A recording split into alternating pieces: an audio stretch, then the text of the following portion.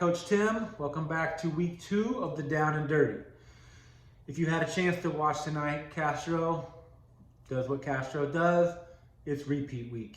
If you've been in the game long enough, you remember 21.2 is actually 17.1. I personally remember that workout because I did it once. Actually, I did it twice, and both times it hurt just as bad. This week's workout is 20 minutes, and it is fixed number of burpee box jump overs at 15 and an ascending ladder of single arm alternating dumbbell snatches going 10 to 20, 30, 40, and to 50. Again, that's a 20-minute cap.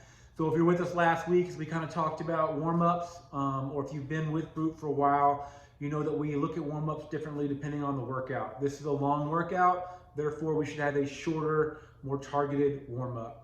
Type of warm-up I'm going to put my athletes through is 2-3 rounds max. I'm going to get on the bike, do 10-15 second sprint, get that heart rate up. I want to spend a little time because of the hinging with the alternating dumbbell snatches and the burpee box jump overs. We want to do some thoracic rotation and some hip openers. Make sure we feel good and loose there.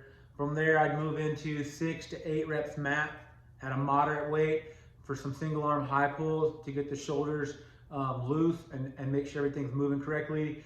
And then you're gonna already have that box jump out. Do 4 to 6 reps max for each round of just a high box jump, a high tall standing box jump.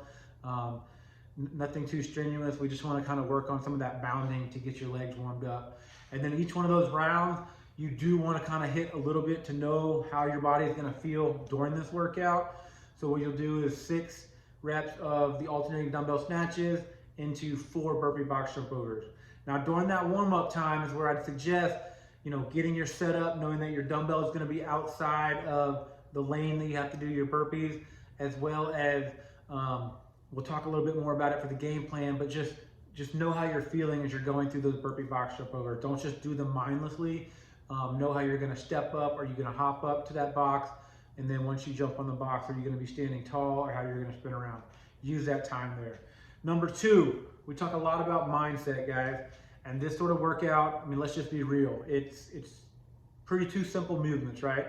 It's single arm dumbbell snatches and it's burpee box jump overs. There's not much skill to that. This is pure grunt work, and how bad can you make it hurt and how long can you hold on for. Again, it's a 20-minute workout. It can be as easy or as hard as you want it to be. So for mindset, once we do that warm-up, you do not need to jump right into that workout. I would suggest you take 5 to 8 minute time frame. Sit down, get your heart rate down, get your breathing under control, and really think about how you're going to attack this workout.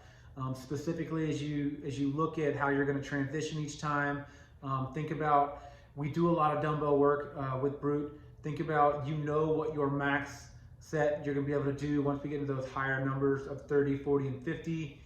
If you're not a person that can just easily go unbroken on those and you've got great grip strength, know where to break those. You don't want to push ourselves past the point where you're having to sit that dumbbell down and spend a minute before you can pick that dumbbell back up.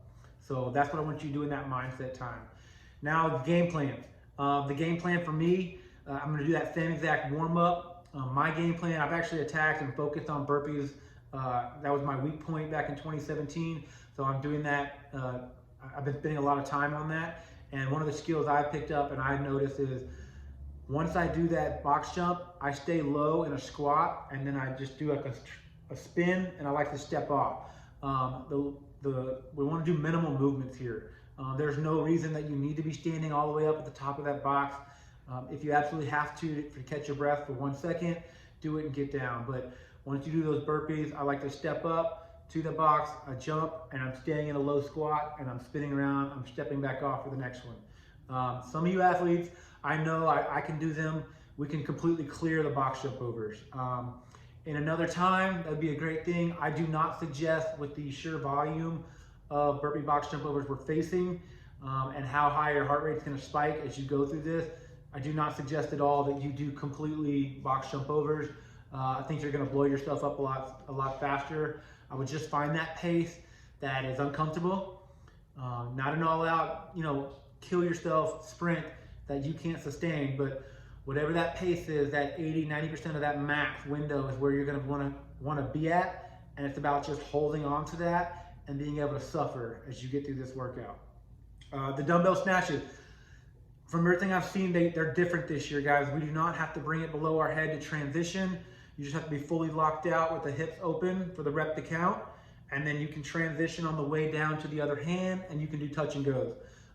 Both dumbbell heads do need to touch the ground, so be cautious of that. You don't want to be getting no rep. It's already 150 dumbbell snatches. We don't want to add anything else on top of that. So with that, I would suggest, I like to tape up my thumbs when I do this because I grip so hard in there that I rip the heck out of the webbing in my thumb. That would be just one of those little things, nothing for you to worry about. Get your one-time chalk to get started if you need it. Do not be taking time to get chalk. It's only 50 pounds for the guys, 35 for the girls. It's about grip it and rip it and moving through it. I remember this workout from 17.1, and for me, it was personally, I didn't really feel any fatigue on the dumbbell snatches until I completed the round of 30.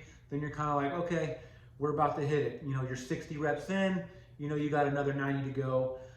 Again, unless you are one of our stronger athletes that can just grip it and rip it all day, and you're gonna go with huge sets, I suggest you know where your number is. Once you're in that set of 40, if you know doing 25 and 30 is gonna cause you to rest for a full minute, then I suggest you don't do that. You break it up at 20, you stop, it's a quick breath, and you rip it.